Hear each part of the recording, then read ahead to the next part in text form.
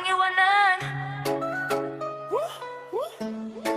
Wala na. Sa mundo ng laro, chat muna sa GC. Sino bang handang sumali? Ranggay mayong gabi. Tara na, wag nang umatras kapag kumpleto ang lima. Siguradong solid lineup, fish man agad ang sagot. Walang atras, walang bakot. Si Blooded man sa God, Laymax man na maaasahan. Pero mas bet talaga namin si Kuya E.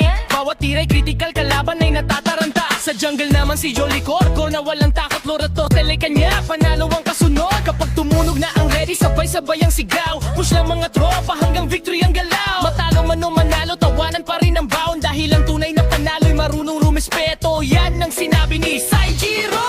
Mobile Legends players, barkadang walang iwanan. Sa bawat laban, tibay ng samahan. Manalo, matalo, enjoy lang ang laban. Laro lang to, tropa pa rin hanggang katapusan. Walang bebeting kapag rank game na ang usapan. Cancer ay bawal kapag seryoso na sigat. Mobile Legends players, samahang di matatawaran. Panalo ang pagkakaibigan kaysa sa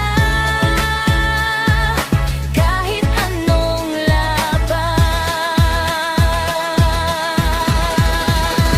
Si Carbel o Shizuka, hero niya palagi ang hela. Masarap yan pumatong uhuga. Este sumani pala sa gitna ng bagbakan. Ultimate na, sigaw niya buhay agad ang kasama. Kaya ang comeback naming lahat parang himala.